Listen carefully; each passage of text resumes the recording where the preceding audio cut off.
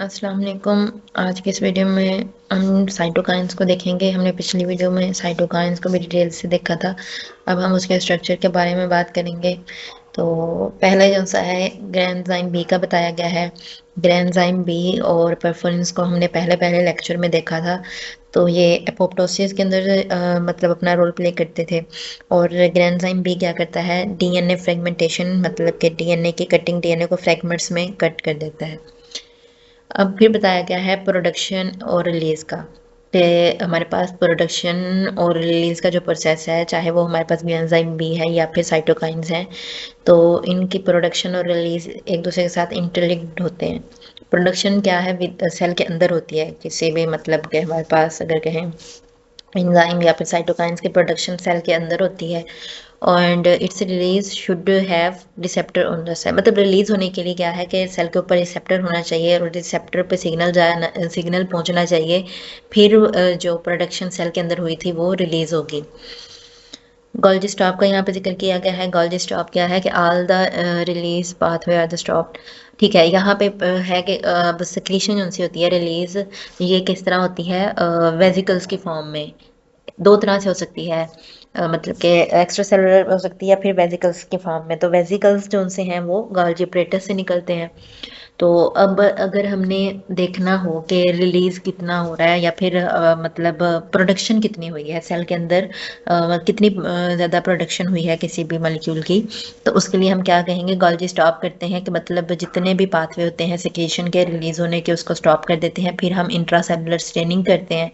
Intracellular staining के process के बाद फिर हमें पता चल जाता है कि सेल के अंदर ये कितनी प्रोडक्शन हुई है। और फैक्स को हम यूज़ करते हैं। ठीक है, फैक्स को यूज़ करते हैं एनालाइज करने के लिए सेल के अंदर प्रोडक्शन को। और एलाइजा को हम यूज़ करते हैं कि सिक्रीशन कितनी हुई है। दो डिफरेंट चीज़ें हैं कि सेल के अंदर प्रोडक्शन कितनी हुई है और सेल से कोई भी मालिक्यूल रिलीज कितना हुआ है। तो सेल के अंदर प्रोडक्शन को चेक करने के लिए हम फैक्स को यूज़ करते हैं, और जो रिलीज कितना हुआ है या जो इतना केमिकल या फिर मालिक्यूल जो हमारे पास रिलीज हुए हैं उसको चेक करने के लिए हम एलाइजा को यूज़ करते हैं। ठीक है। और इसके बाद हमारे पास है साइटोकाइंस। साइटोकाइंस क्या हैं, स्मॉल मॉलिक्यूल्स हैं, ये प्रोटीन या ग्लाइकोप्रोटीन के मिलकर बने होते हैं। और साइटोकाइंस में हमारे पास क्या है, सम कैन आल्सो का ड्यू टू CD8 मीडिएटेड। ठीक है, ये साइटोकाइंस जो से हैं वो CD8 मीडिएटेड भी होते हैं, लेकिन मेनली जो इनका हब है, जो हम कहते हैं वो CD4 सेल्स हैं जो साइटोकाइंस का हब है। Main population is CD4 mediated. वही बात कि मेन पॉपुलेशन, मेन जो उनसे साइटोकाइंस है मेनली कहाँ से होते हैं, CD4 से मतलब बन रहे होते हैं। It responsible for making the crosstalk. ठीक है, अब साइटोकाइंस क्या है, क्रॉसटॉक करवाते हैं या फिर इंटरलिंक करते हैं, मतलब सिग्नल्स कैरी करते हैं। तो इम्यून सेल्स के अंदर होते हैं ना, तो इसके लिए क्या है, ये रिस्पॉन्सिबल है making the crosstalk, have the therapeutic value, crosstalk among the immune cells and non immune cells. अब क्रॉसटॉक जो करवा रहे हैं साइटोकाइंस, वो कहाँ पे हो रही है, वो हो रही है इम्यून सेल और नॉन इम्यून सेल्स हैं जो हमारे, उनके दरमियान में क्रॉसटॉक हो रही है। और ये थेराप्यूटिक वैल्यू के अंदर इस तरह आते हैं कि हमारे जो टी सेल्स हैं उनके प्रोडक्शन को ये कंट्रोल करते हैं। तो इसी तरह ये उनके प्रोडक्शन को सप्रेस कर सकते हैं या फिर इन्हेंस कर सकते हैं। तो इस तरह ये थेराप्यूटिक वैल्यूज़ में अपना रोल प्ले करते हैं। इंटरफ्रोन्स हमारे पास एंटीवायरस हैं, और टी सेल्स जो से साइटोकाइंस प्रोड्यूस करते हैं, ये कि इन्वॉल्व हैं किलिंग के अंदर, किलिंग प्रोसेस में, जो कि मतलब कि CD8 से जो प्रोड्यूस हो रही हैं साइटोकाइंस, तो वो किलिंग की तरफ रेगुलेशन करते हैं। उसके बाद हमारे पास है लेम्फोसाइट, लेम्फोकाइंस प्रोड्यूस करते हैं, मोनोसाइट, मोनोकाइंस। इसके बाद फिर बात की गई है टाइप्स ऑफ CD4 की। CD4 के अंदर हमारे पास बताया गया है TH1 है, TH2 है, इसके अलावा टी रेगुलेटरी सेल्स है। TH1 क्या है, ये है सेल मीडिएटेड इम्यूनिटी के अंदर, और जो TH2 है वो ह्यूमोरल इम्यूनिटी के अंदर आती है। और इसके बाद जो टी रेगुलेटरी सेल्स हैं ये सुप्रेसिव फंक्शन करते हैं, मतलब कि सुप्रेसिव फंक्शन करते हैं, ऑटो इम्यून डिजीज से बचाते हैं। और अगर टी रेगुलेटरी सेल्स को हम रिमूव कर दें तो फिर क्या होगा, पैथोलॉजिकल रिस्पॉन्स प्रोड्यूस होगा और पूर रिस्पॉन्स होगा, और क्या होगा, ऑटो इम्यूनिटी हो जाएगी, मतलब कि ऑटो इम्यून डिजीज हो जाएंगी अगर टी रेगुलेटरी सेल ना हो। और इसके बाद फिर हमारे पास है cytokine release because of intra और एक्स्ट्रा सेलुलर सिग्नल। सिग्नल मिलता है तब इंट्रा सिग्नल भी मिल सकता है या फिर एक्स्ट्रा सेलुलर सिग्नल भी मिल सकता है, तो तब हमारे पास साइटोकाइंस रिलीज होते हैं। और साइटोकाइंस के पास प्रोडक्शन जीन्स होते हैं, जीन्स मौजूद है, बाकायदा जीन्स को सिग्नल मिलता है और फिर वो क्या है साइटोकाइंस को प्रोड्यूस करते हैं। और ये हमारे पास FOXP3 फोक्स 3 जो है हमारे पास ये ट्रांसक्रिप्शन फैक्टर है साइटोकाइन से रिलेटेड। और इसके बाद बताया गया है मेटाबोलाइट्स का, कि मेटाबोलाइट जिस तरह हमारे पास अल्फा एंड बीटा ग्लूटारेट हैं, इनके पास जीन्स नहीं होते प्रोडक्शन के लिए। ये डिफरेंस मेनली याद रखना है कि जो मेटाबोलाइट्स हैं वो उनके पास जीन नहीं होते, वो इंजाइम से प्रोड्यूस होते हैं। सर पूछ सकते हैं कौन से ऐसे मालिक्यूल्स हैं जिनके प्रोडक्शन को कोई जीन कंट्रोल नहीं करता, तो वो हमारे पास मेटाबोलाइट्स हैं जिनकी प्रोडक्शन इंजाइम से कंट्रोल होती है। साइटोकाइंस की प्रोडक्शन जीन कंट्रोल करते हैं।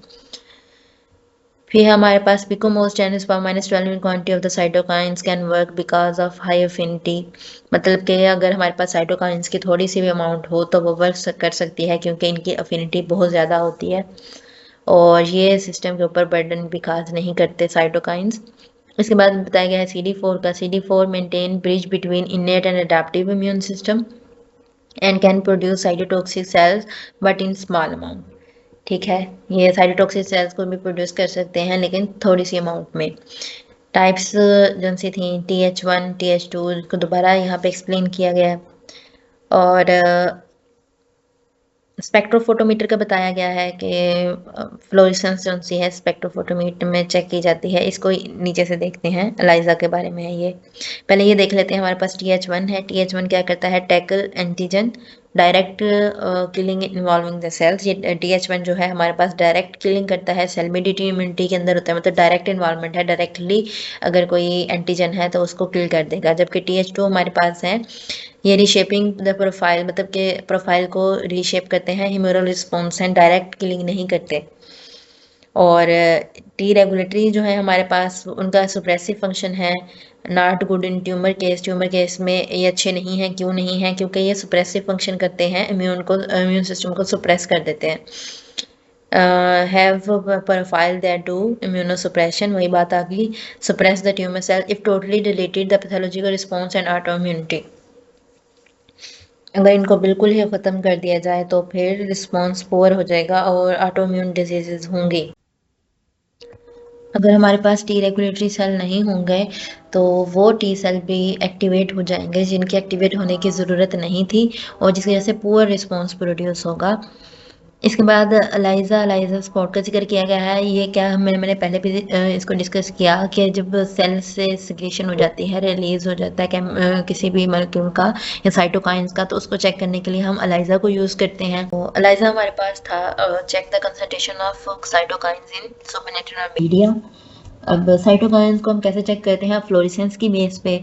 जिस तरह हमने पहले सिंपल उसमें देखा था कि साइटोकाइंस हैं, उसके साथ एंटीबॉडी आकर अटैच होती है और एंटीबॉडी के ऊपर कोई कलर होता है, स्टेंड होती है। तो जब हम उसको ऑब्जर्व करते हैं या स्पेक्ट्रोफोटोमीटर में चेक करते हैं तो फ्लोरेसेंस शो होती है हमें। और इसका यूनिट जो सा है वो OD है, ऑप्टिकल डेंसिटी है। और अगर OD की वैल्यू ज़्यादा होगी तो मतलब कि हमारे पास ज़्यादा साइटोकाइन मीडिया में प्रेजेंट है। अगर OD की वैल्यू कम होगी तो क्या मतलब होगा कि मीडिया के अंदर जो साइटोकाइन है वो कम प्रेजेंट है। इसके बाद हमारे पास आ जाता है structure of cytokine. Structure of cytokine में ये हमारे पास दिखाया गया, ये लाइगेंड है और यहाँ पे रिसेप्टर बाइंडिंग डोमेन है। इसके बाद ये सेल की सेल मेम्ब्रेन है। इसके बाद एक टेल जाती है सेल मेम्ब्रेन के अंदर, इसको जिसको हम सिग्नल ट्रांसड्यूसिंग टेल बोलते हैं। It cause the change in molecular profile, change in transcriptional profile, मतलब कि जब सिग्नल ट्रांसड्यूस हो जाता है तो चेंजिंग आती है सेल के अंदर। वो चेंजिंग किसके अंदर आती है, मॉलिक्यूलर प्रोफाइल में, ट्रांसक्रिप्शनल प्रोफाइल के अंदर।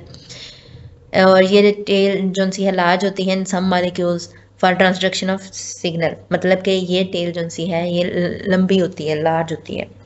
और द सिग्नल में काज सेल टू प्रोड्यूस साइटोकाइंस और चेंज इट्स प्रोफाइल। वही बात आ गई कि सिग्नल आया तो क्या होगा कि साइटोकाइन प्रोड्यूस होंगे या फिर उसके प्रोफाइल के अंदर चेंजिंग आ जाएगी, प्रोफाइल चेंज हो जाएगी। We'll have molecules of the cytokine which have transduced signal. If the tail is short, then this cytokine will got attached to induced signal. ठीक है, पहला है कि हमारे पास जो मतलब के सिग्नल ट्रांसडक्शन होगी। कुछ बार ऐसा होता है कि ये टेल जो सी है वो इतनी नहीं होती, इतनी इनफ नहीं होती कि वो सिग्नल को ट्रांसड्यूस कर सके, तो फिर उस केस में होता है साइटोकाइन आके अटैच हो जाते हैं और साइटोकाइंस की वजह से फिर सिग्नल इंडक्शन हो जाती है। और इसके अलावा दूसरी जो सी चीज़ है वो है फास्फोराइलेशन की, कि जो टेल है इसके ऊपर फास्फोराइलेशन होती है और फास्फोराइलेशन के रिजल्ट में हमारे पास डॉकिंग साइट बनती है। डॉकिंग साइट क्या होती है कि डॉकिंग साइट जहाँ पे हमारे साइटोकाइंस आके अटैच होते हैं या फिर कोई अदर सिग्नल आके मतलब अटैच होते हैं, सिग्नल वहाँ से ट्रांसड्यूस होता है। तो उसके लिए यह है कि इस तरह फास्फोराइलेशन होती है हमारे पास टेल के ऊपर। फास्फोराइलेशन से उसके बाद क्या होता है, क्लिंक बन जाते हैं। ठीक है, क्लिंक बन जाते हैं और फिर यहाँ पे क्या होता है, वो वाले मालिक्यूल आके अटैच हो सकते हैं जो पहले नहीं हो सकते थे। मतलब कि पहले ये प्लेन साइड थी, बिल्कुल सीधी थी, इसके बाद इसके ऊपर फास्फोराइलेशन हुई, फास्फोराइलेशन से क्लिंकिंग हो गई, क्लिंकिंग साइड बन गई। ये क्या है, ये इनको डॉकिंग साइड भी कहते हैं। और जहाँ से मतलब के मॉलिक्यूल्स आके अटैच होकर सिग्नल को ट्रांसड्यूस कर सकते हैं। इम्यूनोग्लोबिन डोमेन, जिस तरह इम्यूनोग्लोबिन के अंदर भी हमने देखा था एंटीबॉडी के अंदर यहाँ पे डोमेन थी और इनके दरमियान में डाइसल्फाइड लिंकेज प्रेजेंट था। इसके बाद है हमारे पास क्रोनी स्टिमुलेशन फैक्टर और take cell into proliferation. Colony stimulating factor के अंदर क्या होता है कि जो सेल है वो प्रोलिफरेशन के अंदर चला जाता है। और इसके बाद हमारे पास हैं families of cytokine. Families of cytokines हैं में 4 हैं हमारे पास फैमिलीज, एक है क्लास 1, फिर है क्लास 2, फिर है इम्यूनोग्लोबिन डोमेन और फिर है कीमोकाइन। कीमोकाइंस को हमने अपनी पिछली वीडियोस के अंदर भी देखा था कि ये हमारे पास कौन सी हैं, जी प्रोटीन कपल रिसेप्टर से। जी प्रोटीन कपल रिसेप्टर मतलब कि ये तो एक है, ये ट्रांस मेम्ब्रेन है, मतलब कि मेम्ब्रेन में अंदर होते हैं, ट्रांस मेम्ब्रेन रिसेप्टर्स होते हैं ये। और दूसरा ये होता है कि मतलब जी प्रोटीन इनके साथ अटैच होती है, वो हेल्प इन्वॉल्व होती है इसके अंदर, जी कपल रिसेप्टर के अंदर जी कपल प्रोटीन इन्वॉल्व होती है। फिर हमारे receptor can entertain more than one kind of the cytokine. इसको हम पेलियोट्रोपिज्म बोलते हैं, कि मतलब एक रिसेप्टर पे एक से ज़्यादा तरह के साइटोकाइन आके अटैच हो सकते हैं। If we have to express the specific gene of interest in a specific T cell specific to FOX3 receptor, FOX3 sorry transcription factor था ये। अब इसके अंदर बताया गया है कि अगर हमने कोई भी स्पेसिफिक जीन ऑफ इंटरेस्ट को किसी टी सेल के अंदर ऐड करना हो तो हम कैसे कर सकते हैं। तो पहला है हमारे पास, we will insert gene of interest in downstream of the FOX3 transcription factor. ये हमारे पास यहाँ पे प्रमोटर है, यहाँ पे ये ट्रांसक्रिप्शन फैक्टर है, उसके डाउन स्ट्रीम में मतलब कि उसके बाद में हम जीन ऑफ इंटरेस्ट को ऐड कर सकते हैं। दूसरा केस ये हो सकता है कि we can also insert upstream gene of interest in upstream of the FOX3 या FOX3 ट्रांसक्रिप्शन फैक्टर। हम ये कर सकते हैं कि ये ट्रांसक्रिप्शन फैक्टर बाद में लग जाए और जीन ऑफ इंटरेस्ट को हम पहले इंसर्ट कर दें। ये 2 पॉसिबिलिटीज़ हैं जिसके थ्रू हम जीन ऑफ इंटरेस्ट को टी सेल के अंदर इंसर्ट कर सकते हैं। थर्ड ये है कि अगर प्रमोटर भी हमारा मतलब बाद में हो, जीन ऑफ इंटरेस्ट बाद में हो, ट्रांसक्रिप्शन फैक्टर पहले आ जाए, तो इस तरह की अप्रोच जो सी है वो मतलब रेयर होती है, बल्कि ऐसा बहुत कम होता है और ये हर दफ़ा मतलब एप्लीकेबल नहीं होती। बहुत कंडीशन में होता है कि फिर इस तरह हमारा जीन ऑफ इंटरेस्ट इंसर्ट ना हो सके और टी सेल के अंदर अपना फंक्शन परफॉर्म ना कर सके, इस तरह अगर इस तरह का मैच बनता है। बाकी इंशाल्लाह हम नेक्स्ट वीडियो में देखेंगे।